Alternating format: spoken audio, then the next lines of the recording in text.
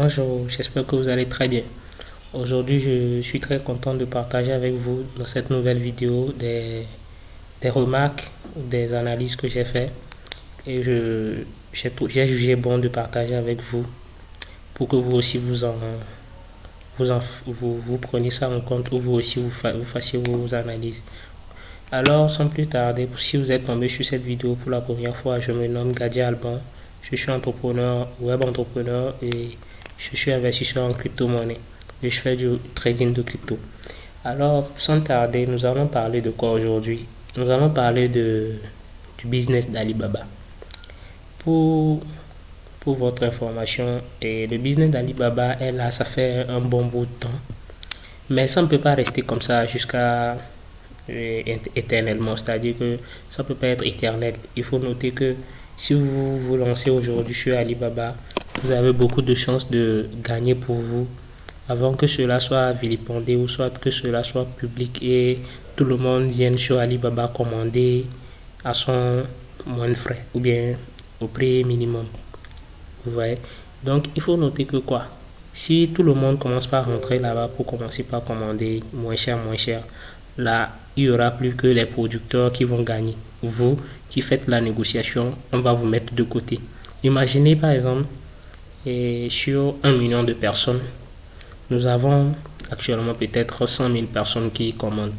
Et le chiffre de 100 000 croît jusqu'à arriver à, disons, 500 000. C'est-à-dire que les prospects sont maintenant, c'est-à-dire le nombre de prospects maintenant est restreint. C'est-à-dire qu'avant, si c'est que les prospects étaient au nombre de, comme vous étiez 100 000 qui commandaient, les prospects étaient quelque chose de 900 000, je vais dire. Donc maintenant, le nombre de prospects vont revenir, alors le nombre de prospects va revenir à 500 000 si c'est que vous êtes maintenant 500 000 personnes qui commandent. Mais c'est comme ça aussi. Aujourd'hui sur les réseaux, on entend parler beaucoup, ça fait du bruit à propos de Alibaba, donc beaucoup de personnes veulent se lancer. Donc c'est le moment pour vous d'apprendre à commander et de faire des bénéfices. La vision dans ça, c'est quoi? La vision, c'est de pouvoir arriver à être producteur. C'est-à-dire c'est là-bas qu'on va dire que vous aussi vous êtes assis, vous avez créé quelque chose et c'est-à-dire vous avez créé de la valeur. Par exemple, je vais dire quoi? Disons que vous commandez des t-shirts qui se vendent sur Alibaba peut-être à 1000 francs et vous vendez ici à 1500 ou soit à 3500 à l'heure. Maintenant, lorsque vous commandez ça, peut-être au début, même à la base de votre c'est-à-dire parcours entrepreneurial, vous vous êtes dit, ah, je vais lancer dans l'entrepreneuriat, puis je vais commencer par vendre quelque chose, mais vous n'avez pas eu l'idée en même temps. Mais quand vous avez fait une première commande, ou soit quand vous avez dit ça à vos proches, quelqu'un vous a dit, ah, voici, moi je veux commander des tricots, ou bien des t-shirts, et oui, il vous a remis de l'argent. Et il a dit qu'il veut peut-être une douzaine. Et donc, quand il vous a donné l'argent, vous avez commandé pour lui. Vous avez vu encore une deuxième personne venir. Ah, je veux le t-shirt que tu as commandé à telle personne. Et puis, vous commandez aussi. Donc, alors, vous avez peut-être ouvert une boutique de t-shirts et vous avez commencé par vendre. Peut-être avec ça, vous avez commencé par faire une collaboration avec un designer ou soit un graphiste. Et la personne fait des dessins sur les t-shirts et vous vendez. Donc, disons à peu près ça. Donc, ça est dans ce que j'ai parlé et le petit schéma que j'ai donné, c'est comme ça se passe au niveau de Wall Street. Au niveau de Wall Street, lorsqu'on veut lancer un produit sur le marché, on fait quand même le minimum, c'est-à-dire le prototype. Voilà, c'est ça, le produit minimum fiable, je dis viable, voilà, PMV, je crois. Le produit minimum est viable. Donc, c'est-à-dire pour montrer et voir si c'est que les clients seront vraiment attirés par le produit. S'ils sont attirés par le produit, alors on perfectionne le produit. Donc c'est ça, je voudrais que vous arrivez aussi à inclure aussi dans votre processus de Alibaba. Si vous commencez par commander, ne commandez pas seulement parce que vous voulez faire des bénéfices, mais commandez pour que vous deveniez des producteurs vous aussi. C'est-à-dire on ne peut pas seulement commander au niveau d'Alibaba et penser qu'on va gagner plus qu'Alibaba. Non, jamais. Alibaba, c'est comme, on ne peut jamais être comment je vais dire, on peut jamais gagner plus que son patron. Voilà, c'est quelque chose comme ça. Donc si Alibaba, le producteur, lui, il vous vend le produit et vous revendez, sachez que vous ne pouvez pas vendre le produit là, sans le contacter. C'est-à-dire vous êtes dépendant de lui. Si lui décide de vous vendre ça peut-être à 3 fois le prix prochainement, Vous êtes obligé. Si c'est que vous avez des clients qui veulent peut-être le t-shirt maintenant, et ils vous disent, ah, moi j'ai changé maintenant mes tarifs, et mes tarifs, ce n'est plus à 1000 francs le t-shirt, maintenant c'est à 5000 francs.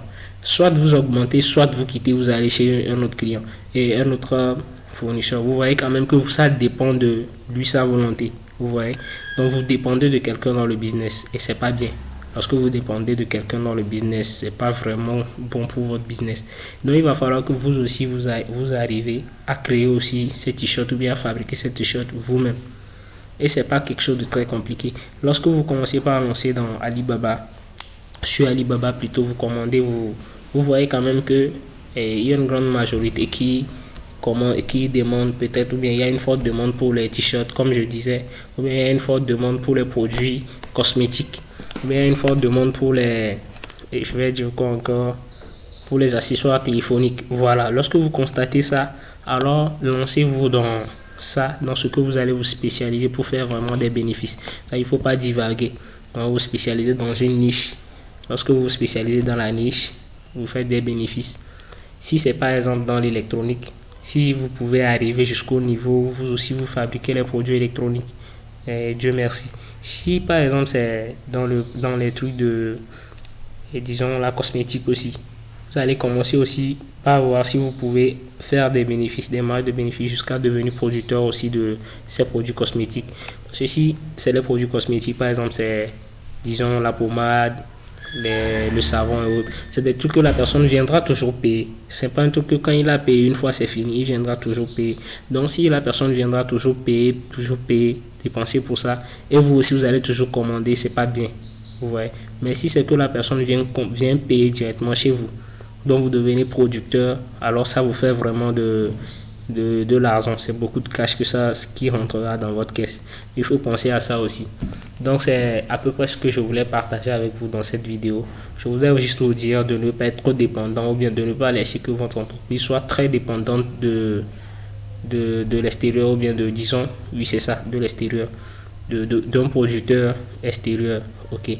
Donc c'est pour cela et nous allons dire alors et que nous aussi, au lieu de penser comme consommateur, nous allons penser comme producteur aussi. C'est la seule chose qu'on puisse faire qui puisse nous aider quand même à développer notre continent et à développer notre communauté. Merci beaucoup pour ceux qui sont tombés sur cette vidéo pour la première fois. N'hésitez pas à à liker la vidéo et activer la cloche de notification pour voir sur nos prochaines vidéos. Et pour cela alors, nous allons nous dire alors et bonne journée et à plus alors.